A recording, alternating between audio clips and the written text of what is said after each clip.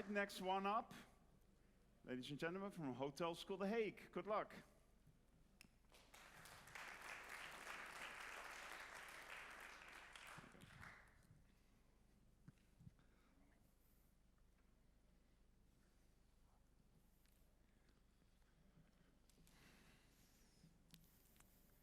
When I was in elementary school, my best friend, he had a problem. His granddad got diagnosed with dementia. And this actually meant a lot for him.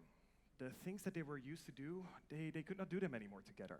The Saturday soccer matches, they didn't work anymore. But even remembering his name, that was just not possible anymore. He truly felt like he lost a friend, maybe even his best friend. What is probably even worse for him was that he felt that his granddad was not taken well care of. He felt that his granddad, everything was just about his physical health, about his heart rate, about making sure that he would be okay in that way for as long as possible. But no one actually really cared about how his granddad felt and about his life quality. And unfortunately, he was not the only one. For my grandmother, it's a very similar story. She also suffers from dementia.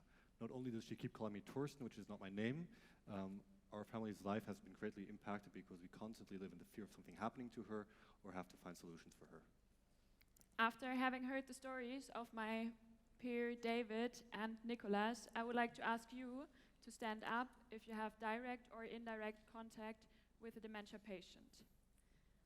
Please, I know it's difficult, but stand up. Now look around in the room, acknowledge each other during these difficult times. Thanks so much for sharing your experience. You may have a seat again. Thank you, everyone, for standing up for this. And you could see that you're not the only one who's having experience with dementia, and neither are we. But in 2050, 1.5 billion people will be aged 65 years or above. And this aging population causes it that 152 million people will be suffering from dementia. This means that in 2050, a lot more people, a lot more of us will be standing up to the same question.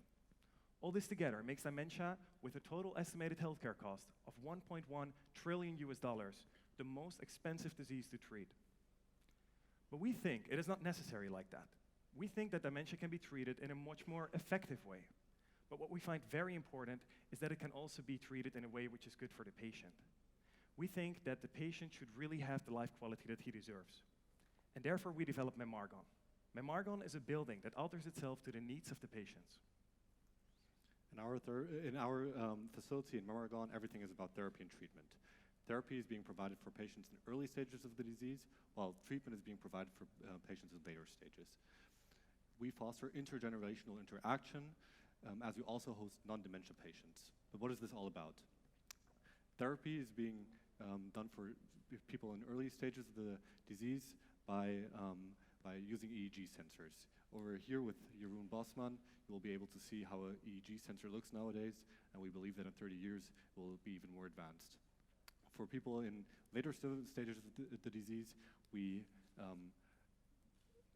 slow the development of the disease by having them remain as independent as possible. But coming back to the EEG sensors, how exactly does that work, and what exactly are brain-computer interfaces, which we have as well? Brain-computer interfaces are the advanced version of EEG sensors, and they are able to make the information we extract from EEG sensors and create meaningful information of the information we have gained. The meaningful information would be information such as movement, wishes, or needs from our patients, and our building will be able to react to those needs. But how exactly does that work, and what exactly does our building do? Our building boasts AI guidance, which guides patients to their desired location because patients often get lost. We also have interactive walls, which make patients feel more comfortable and less lonely in the setting they find themselves in. We also have a data center in which all the data we collect from the brain-computer interface is being collected and being used at our own research facility to conduct research on dementia. And not to forget, our building is net positive, creating energy for ourselves and the surrounding community, upcycling its water, and boasting a farm that supplies patients with fresh produce. But how do we actually generate revenue? We have a total of 3 revenue streams. The first one, residential. So we generate revenue with the people living at Memargon. The second one, medical. So we generate revenue with the people receiving preventive care and therapy within the building. And last but not least, data. So we generate as well revenue with the data generated within the building and later made accessible to the outside world. This selling of the data allows the residents as well to subsidize their monthly rent, which makes living at Memargon more affordable. Now, how we ensure that we actually make a difference and increase the life quality of many. In our global rollout, we focus on the regions North America and Europe, as these regions will be most affected by the disease in 2050. We will have our flagship property, including the training center and research center in Amsterdam located. And to actually realize this and making an impact in the future, we need an investment of approximately 57 million euros from you. We've just been talking about Memargon, the building that alters itself to the needs of a patient. By using clever AI, we can make sure that a patient can live independently for as long as possible. At the same time, we can also make sure that the disease is treated efficiently and effectively. We really believe that we can make a difference in 2050 when it comes to the treatment of dementia. So we, Nicolas, Anja, and David, would like you to help us with making this change happen and make sure that the future for patients with dementia is better than it is now. Thank you.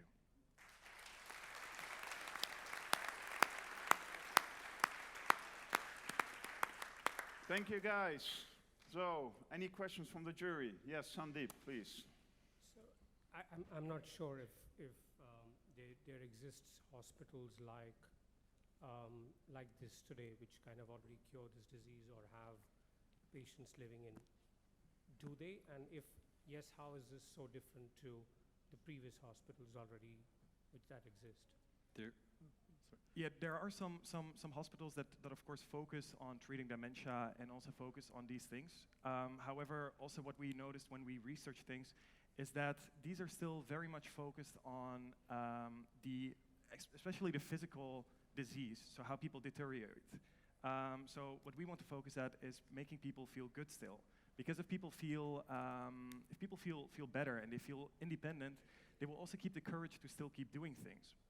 So there are hospitals and facilities, especially for the disease, but they focus mostly on the physical part, and we also want to focus on the life quality and on the mental part of how people feel. Does that answer your question? Thank you. Thank you, Sandeep. Tim has a question as well. Thanks very much. Excellent presentation on a topic that's obviously very dear to your hearts. Thank you. You've predicated the business model on franchise contracts. I'm just wondering why you did that and where you see the additional value of a franchise contract in such a specific and very specialized environment. Thanks so much for this question. We decided for a franchise contract because it allows us to have, especially in the first 2 years, like the control over the operations and to really make sure that the idea we have to take the patient at the center of the therapy really spread within the other properties, and to then, after 2 years, provide the control over the operations through a franchise agreement within the property itself, because we are then sure that the idea we want to bring across will be really placed within the property. Does it answer your question? Yes, it does. But do you consider that there's perhaps a risk of diluting the level of care and quality if you franchise it out too widely? I'm questioning really the scalability. Well, it could be, of course, that this is the case, and that is always a risk that you could take. Therefore, we have the management part in the first 2 years, so we can already really make also the people working there with our spirit, with our philosophy. At the same time as well, this would maybe not necessarily be like we would see hospitality right now, how the operator would be. It would be more specialized also in healthcare, so there would be more knowledge needed on this part. Thank you very much, Tim. Wolfgang, you have one question, please. Congratulations, a very good and convincing case addressing a critical social issue. Help us to Sorry, the mic just dropped a little bit. Could you repeat? There we go. Repeat. Help us to understand where hospitality comes in. I understand you call it yourself a facility. You talk about the revenue streams. I miss a little bit the hospitality angle. Where do I find that? Well, hospitality is a people-based business. And what I often experience in hospitals, also with my grandfather, who also had dementia, by the way, but who passed away, he lived in a facility in which I think it was rather focused on the medical aspect and not on the people. And I think coming from the hospitality background, we know how to treat people and how to make people feel comfortable. I think that's the aspect we can bring in with our facility that's, I would say public healthcare institutions currently cannot bring in, because of the amount of patients and the small amount of people who are taking care of them. Just to briefly also add on to this, hospitality is, of course, right now mostly really the hospitality industry as we know it. But mass tourism will be there. Many things will be there in 2050. The thing is that most likely also dementia will be there. And this is also something we need to attack together. So I think that this could also be a very nice chance for the hospitality industry to expand its horizon and to go into different directions. And All right. maybe on top, it's about revolutionizing the industry. So why don't see it from a different perspective and put hospitals, which are not traditionally a hospitality business, at the center of our future thinking. Great. Well, thank you very much. Great ending. Ladies and gentlemen, Hotelschool The Hague. Thank you very much. Thank you, guys.